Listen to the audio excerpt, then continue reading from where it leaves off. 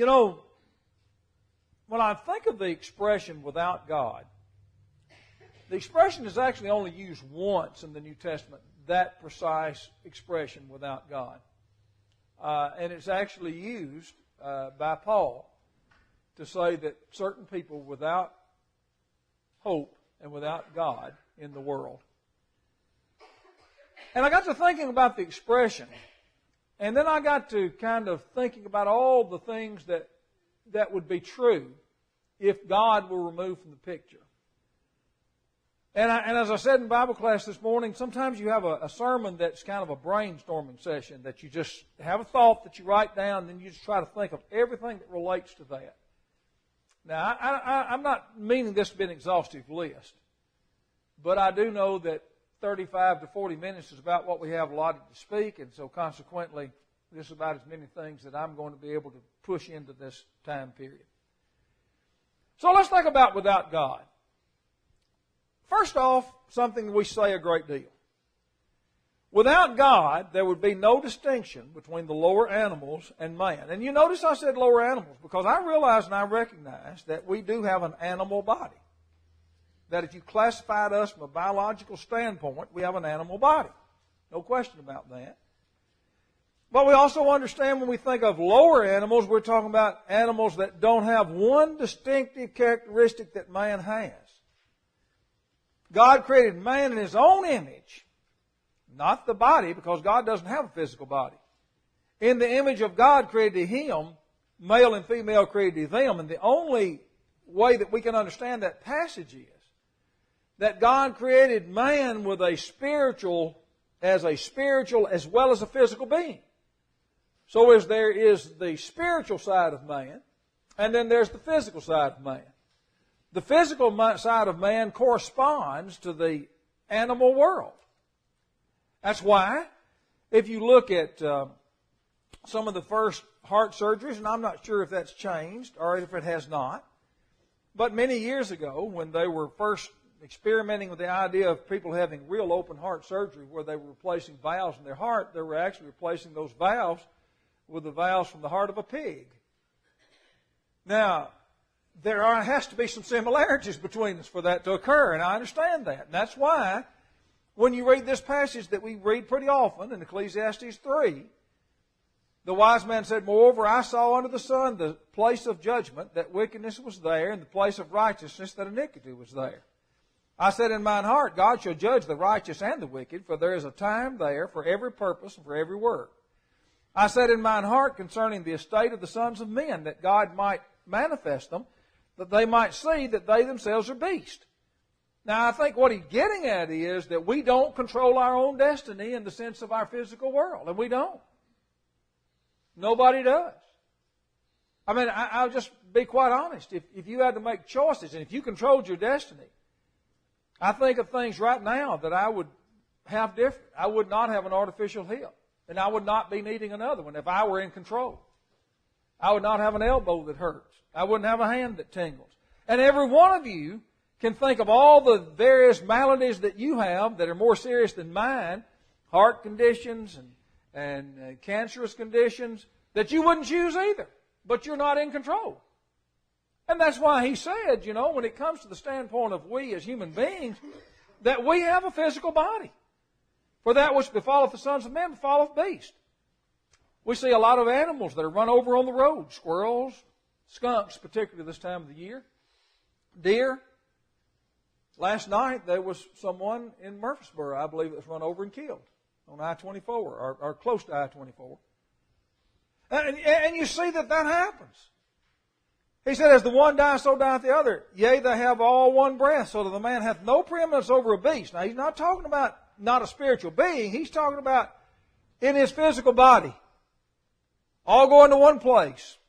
We mentioned last week in our preaching over in Columbia, down south of Spring Hill, there is if you're coming from Spring Hill, there is an animal cemetery, and right beside it's a people cemetery. So I guess you could be buried beside your dog. But the point is, all of us are buried somewhere, or our bodies are in some way disposed of, just like animals. But then he said this. This is thought we need to remember. Who knoweth the spirit of man that goeth upward? The spirit of the beast that goeth downward. Wherefore I perceive there is nothing better than a man should rejoice in his own works, for that is his portion, that is, during his life. For who shall bring him to see what shall be after him? We don't really know, except that God has revealed it to us. If there were no God, and I noticed last week, and what kind of got me thinking about this, that last week there was a city council meeting somewhere that was disrupted by a group of atheists who came and threw a fit because somebody wanted to say a prayer. And they just didn't want God to be recognized at all. And what was really amazing about that was over the top of on the wall right behind the city council was a big sign that said, "In God we trust." But those people want to say there is no God. Now, if there is no God, then there is no distinction between the lower animals and man. The second point is this: marriage in the family unit would not exist. Tommy raises bulls. He does not have wedding ceremonies for the bulls and the cows that might be there in the field with him, does he? There is a vast distinction, and everybody recognizes it and understands it. In Genesis 2, verse 18, when the Lord said, we talked about in class this morning, it's not good that man should be alone. I will make him an helpmeet for him. And out of the ground the Lord formed every beast of the field and every fowl of the air, brought them to Adam. He called their names. There was no helpmeet found suitable for him, so the Lord caused a deep sleep to fall upon Adam, and he slept. He took one of his ribs and closed up the flesh, and the rib which the Lord had taken from man, he made a woman, and brought her unto the man. And Adam said, this is now bone of my bones, flesh of my flesh. She shall be called woman, because she was taken out of man. Therefore shall a man leave his father and his mother, and shall cleave unto his wife, and they shall be one flesh. Now, let me tell you something. If you look around the world today, whatever you see in any society, that's the norm. That's what's normal. Everything else creates some real problems. Why? Because what people are trying to do is to pull God out of the situation and say, well, God doesn't have any, there is no God. If you pull God out, then the idea of marriage and the idea of a family unit is just gone out the window. I mean, you look at a group of goats or cows or horses or whatever. They don't have any family unit. There's nothing there. Is that what we really want? Is that what man really thinks would be acceptable? Let me tell you what God said in Romans 1 and verse 18. And this says specifically about taking God out of the picture. For the wrath of God is revealed from heaven against ungodliness and unrighteousness of man, who hold the truth of unrighteousness, because that which may be known of God is manifest in them. For God has shown it unto them. Notice the number of times that God is mentioned. For the invisible things of Him from the creation of the world are clearly seen, being understood by the things that are made, even His eternal power and Godhead, so that they are without excuse. Because that when they knew God, they glorified Him not as God, neither were thankful, but became vain in their imaginations. Their foolish heart was darkened, professing themselves to be wise, they became fools. Changed the glory of the uncorruptible God into the image made like to corruptible man, to birds and four-footed beasts and creeping things. Wherefore God also gave them up to uncleanness, through the lust of their own hearts, to dishonor their own bodies between themselves. Now you think about that. He said God just removed Himself. If God were removed from the picture, what would happen? Well, He goes on to tell you. They changed the truth of God into a lie. Worship and serve the creature more than the Creator. For this cause God gave them up to vile affections, for even the women to change the natural use of the women, likewise also man, leaving the natural use of the woman. And then in verse 28 He said this, and even as they did not like to retain God in their knowledge, God gave them over to a reprobate mind to do those things which are not convenient. I'm going to tell you something. If God's removed from the picture, the only thing that we could do that would in any way be corresponding to that is just forget about marriage, forget about the family unit, completely remove it. Because if we are simply animals, and there's no God, we're not created in His image, then we're no different than they are. Unfortunately, there are a lot of people that accepted that conclusion. That's one of the problems we have in the world. The other problem is this. If God's removed from the picture, there would be no understanding about what's right or wrong. Now, if you don't believe that, you look at all the animal creation. Is there any understanding in the animal creation except for man that has any distinction between what's right or wrong? I'll tell you what demonstrated that to me one day. I was riding down the road on a mail route, and there were some people that had a bunch of dogs. I suspect they were fighting dogs, if I'm guessing. They were all pit bulls, and they were chained on very short chains in the backyard and had a small house. And they had a little pen there, and evidently they were raising some puppies. And one of the puppies had got up on top of the doghouse, and he fell off of the doghouse onto the other side, and the dog on the other side immediately killed him. He almost didn't hit the ground before he killed him. It could have been his daddy, I don't know. Could have been the father of the dogs, because in the dog community that wouldn't have made any difference either. But he killed him immediately. Now you telling me that dog was a sinner? He wasn't a sinner. He didn't know anything about it, right or wrong. It's just, this is my space, and there's something entered, and I killed it. Romans 1, verse 16 says this: I am not ashamed of the gospel of Christ, as the power of God and salvation to everyone that believeth, the Jews first, and also to the Greek. For there is the righteousness of God revealed from faith to faith. The just shall live by faith. For the wrath of God is revealed from heaven against all ungodliness and unrighteousness of men who hold the truth in unrighteousness, because that which may be known of God is manifest in them, for God has shown it to them. There's only one reason that we know what's right and what's wrong, is because God has shown us what's right or what's wrong. Now, it's kind of interesting if you jump over to Romans chapter 2. Yeah, you know, it's interesting to me that what he says here in relationship to chapter 1. Here he's talking about Jews and Gentiles. The Jews had a covenant relationship with God. The Gentiles did not. But he said the truth is they all have the understanding that's given them of God of what's right and what's wrong. For as many as have sinned without law also have perished without law. As many have sinned in the law shall be judged with the law.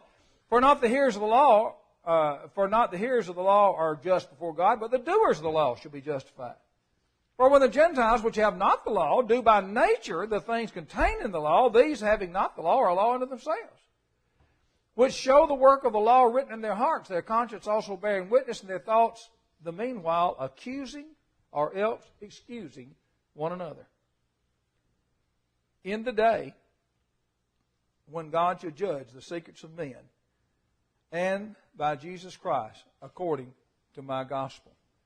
Now, if you look at that, what you see is that men have been so acclimated to the idea of God that they understand that, hey, there's a right and a wrong, and God has actually revealed to them what's right and what's wrong.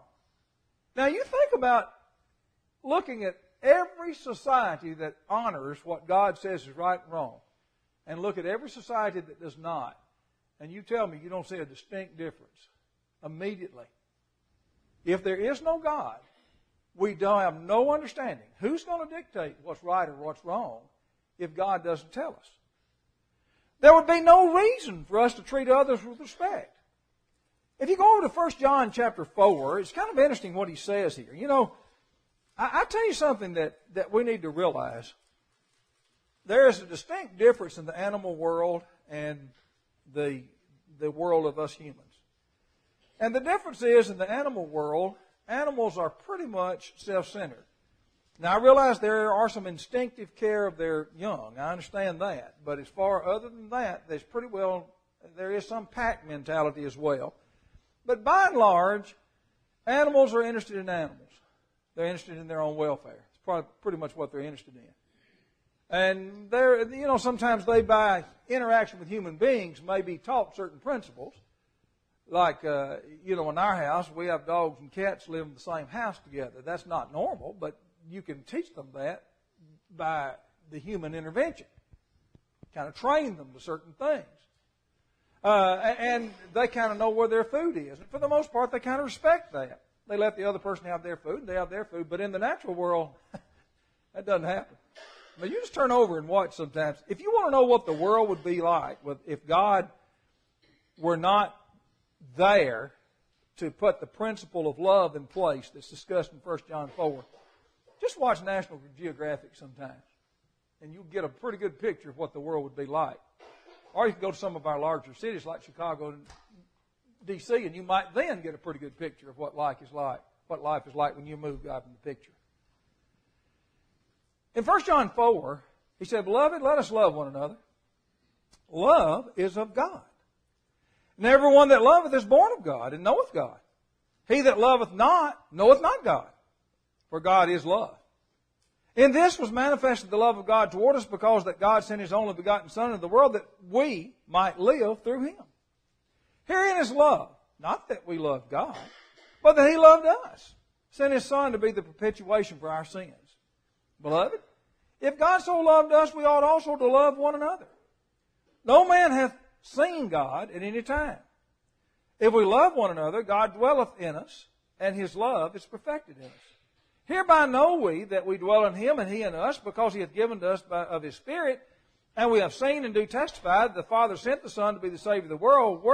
Whosoever shall confess that Jesus is the Son of God, God dwelleth in Him, He in Him. And we have known and believed the love that God hath to us. God is love. He that dwelleth in love dwelleth in God, and God in him. Herein is our love made perfect, that we may have boldness in the day of judgment, because as He is, so are we in this world. There is no fear in love, but perfect love casteth out fear, because fear hath torment. He that feareth is not made perfect in love. We love Him because He first loved us. If a man say, now I want you to look at the conclusion he reaches after all that. If a man say, I love God, hateth his brother, he is a liar. For he that loveth not his brother whom he hath seen, how can he love God whom he hath not seen? And this commandment have we from Him, that he who loveth God love his brother also. Now I want to tell you something. We talk a great deal about Matthew chapter 22. It's also repeated in Luke. Most of the time we read Matthew 22, probably because it's the first we come to. But in Matthew 22, when Jesus was asked the question, what is the greatest commandment? He said, Thou shalt love the Lord thy God with all thy heart, with all thy soul, with all thy mind. This is the first and great commandment. But then He gave as a bonus to that question an answer that was not asked for, and the second's like unto it. Thou shalt love thy neighbor as thyself. He then said, On these two hang all the law and the commandments. Let me tell you something. If you remove God from the world, you would remove love, in the sense of concern for others that we have no personal connection with. Do you know what a different world we'd live in if that were to happen? I mean, I don't think people understand what they're really asking for. Well, what they really are wanting when they're saying, we want to take God out of our lives. Okay. Take Him out. And see what the result would be. Without God, there would be no realization of the reality of life after death. I mean, I think every one of us understands that people who are not even very religious are constantly talking about the life hereafter. Why, I don't know. I don't really understand why people who are not religious, who've pretty much excluded God in their life, want to hang on to at least this little bit of a tidbit of comfort. But I want you to go back to what Job said, because Job was kind of like most of us. You know, I suspect that every one of us is sometimes sitting around. Now, we may not put it in these terms, but we're trying to figure out why we're here and what is life about anyway. Because after all, we got sense enough to realize that we get a birth certificate that states the date of our birth, and then one of these days, as has been demonstrated by many that have already passed from us, they get a death certificate that states the day of their death. And life is what's in between it. And we didn't see anything before it. We don't see anything after. And if you remove God from the picture and you don't have any realization of God, then that's all you're ever going to see. So everything you do is pretty pointless. I mean, everything you do is pretty well pointless, because nothing you do has any eternal, lasting benefit if you remove God from the picture. I once heard an illustration of a fellow that got up one morning and tied his shoes, and he got to thinking about how many times he's going to have to tie his shoes in his lifetime, so he got himself a calculator. He began to think about that, and the more he thought about it, he just finally went to his room, got a pistol, and shot himself in the head. Said, boy, this is a fruitless life. I tie those shoes, and I just have to tie them again, on and on and on and on. That's kind of the way life is. Life makes no sense if you take God out of it. Why do we go through what we go through if you take God out of it? Well, see, that's where Job was. Job was involved in this life in which there was so much suffering and so much pain and so many heartaches and so many problems, and he just can't quite figure out life. So here's what he said. There's hope of a tree, if it be cut down, that it will sprout again. There's one tree that we have in this part of the country, and not surprising, it's one you don't want. The one you want, this is probably not true of. But there's one tree in this part of the country that this is so characteristic of. Go cut a locust tree down and see what happens. You better keep cutting it down. And keep cutting it down. And keep cutting it down. Or you could do as BD gave me some stuff one time. I don't know where he got it. But he said take a paintbrush and paint it on the stump and it won't ever come back. And it didn't. But most of the time, that tree comes back. I mean, I went out last year and cut down, 2 years ago rather, and cut down a bunch of locust trees, and then I had Kyle come back last year and bush hog it, got them small enough to be bush hogged. You know what? They're coming back again. And so Job looks at that and he said, there's hope of a tree, if it be cut down, that it will sprout again. That the tender branch thereof will not cease. Though the root thereof wax old in the earth, and the stock thereof die in the ground. Yet though the scent of water, it will bud and bring forth boughs like a plant. But man dieth and wasteth away. Yea, man giveth up the ghost. And where is he? As the waters fail from the sea, and the flood decayeth and drieth up. So man lieth down and riseth not. But then there is a qualifier. Till the heavens be no more, and they shall not awake, nor be raised out of their sleep. Oh, that thou wouldst hide me in the grave, he says to God, that thou wouldst keep me secret, until thy wrath be past. Thou wouldst appoint me a set time, and remember me. You notice what he's talking about? You get the point? If a man die, shall he live again? All the days of my appointed time I will wait till my change come. Thou shalt call, and I will answer thee. You think of that song we have in our book that talks about God calling us, and I will answer you? That's where it comes from Job. Thou wilt have a desire to the work of thine hands. I tell you what's really interesting. Job is really saying, you know what, this life is a meaningless experience if we were to take the afterlife out of it. The Apostle Paul, in 1 Corinthians chapter 15, in verse 35, talks about something that's very similar to what Job said. Notice what he said. Now, he began from the point of some who are arguing that it won't happen, that man's just an animal, he's going to die, and he'll never exist again. Some man will say, how are the dead raised up, and with what body did they come? Thou fool, that which thou sowest is not quickeneth except it die. Think about planting a bean in the ground. If you plant a bean in the ground and go back a few days later and dig it up, it actually begins to deteriorate and to rot, the outward part of it, before it actually germinates and has new life. And that's what he's talking about. Now, which thou sowest, thou sayest, not that body it shall be. You put a bean in the ground, that's not what comes out of the ground. It's a much different body. But bear chance, that thou sowest is not that body that shall be, but bear grain, it may chance of wheat or some other grain. But God giveth it a body that pleaseth him. And to every seed his own body. All flesh is not the same flesh. There's one kind of flesh of men, another flesh of beasts, another of fish, another of birds. Which is interesting because that's exactly what biologists today would say. There are also celestial bodies and bodies terrestrial, but the glory of the celestial is one, and the glory of the terrestrial is another. There's one glory of the sun, another glory of the moon, another glory of the stars. For one star differeth from another star in glory. So also is the resurrection of the dead. It is sown in corruption, it is raised in incorruption. It is sown in dishonor, it is raised in glory. It is sown in weakness, it is raised in power. It is sown a natural body, it is raised a spiritual body. There is a natural body, there is a spiritual body. And so it is written, the first man, Adam, was made a living soul. The last Adam was made a quickening spirit. If you take God out of the picture, then you remove any hope of eternal life. Period. So you don't even talk about eternal life, because if there is no God, that does not happen. Without God, there's no hope. Now, let me tell you something. One of the things that's probably worse than anything is a person who has no hope at all.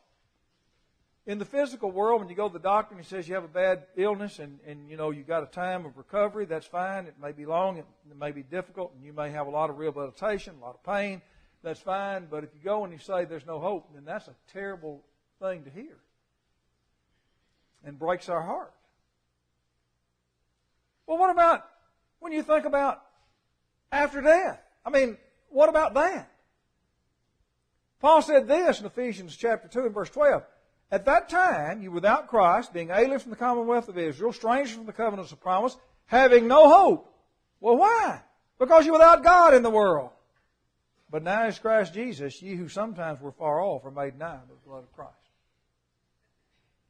When people say, we want to take God out of the picture, let me tell you, I don't think a lot of people really understand what they're saying. There is one thing that distinguishes man from the lower animal creation. That is, he's made in the image of God. And because of that, he's not going to cease at the point of his death.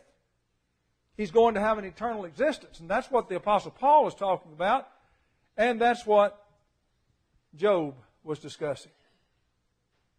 I'm going to tell you what happens if you take God out of the equation. And we see it quite often. If there is no God, then man becomes the greatest entity. You know, it's kind of interesting to me that in the creation, God told man that he would have dominance over everything, including the sea and all the animals and all that, and he does. Now, you can think about whatever you want to about animals and how powerful they are and how dangerous they are. But think of the tiger. Boy, that's a dangerous animal. But they're almost extinct. Why? Because man's more powerful than they are. Why? Because God made it so. But if man ever reaches the point that he thinks, I am the pinnacle, there's nothing greater than me, then we have a real serious problem. I know you sometimes tire of some things, and I know some of the subjects I discussed kind of overlap, and I realize that, and I apologize for it. But there are a lot of things I think are really important. Look at places today where God is not in the picture, and what happens? Just think of it. When man decides, I am the one that makes the decisions. Let me tell you something. In many societies, there's a discussion about euthanasia of human beings. And it kind of starts with, of course, abortion is the first euthanasia, where you're just going to kill babies because we don't want them. And then at the end of life, people get a little old and they're not really very useful, so you kill them too. What we don't realize is that if we're putting ourselves in the position to make a decision who ought to live and who ought not, then what decisions can we make? Well, we can make the decision that we have populations of people who really don't contribute to society, so we'll kill them. We have people who become a financial burden on the family, so we'll kill them. You have to understand that the only reason we are what we are is because we recognize that God is. And you pull him out of that equation, Psalms 10 really describes that. Why standest thou afar off, O Lord? Why hidest thyself in times of trouble? Now notice what he says. Here's the answer to it. The wicked, in his pride, doth persecute the poor. Let them be taken the devices that they have imagined. For the wicked boasteth of all his heart's desire, and blesseth the covetous, whom the Lord abhorreth. The wicked, through the pride of his countenance, will not seek after God. God is not in all his thoughts. How true do you think that is? When people become so lifted up with pride that they think, I don't need God. In fact, God doesn't exist. I am the preeminent entity. There's nothing greater than me. A lot of people don't realize it, but we have a word for that in modern times, and it's called secular humanism. That's what secular humanism is. Secular humanism says man is the highest order of being. And so whatever we decide is right. Wrong.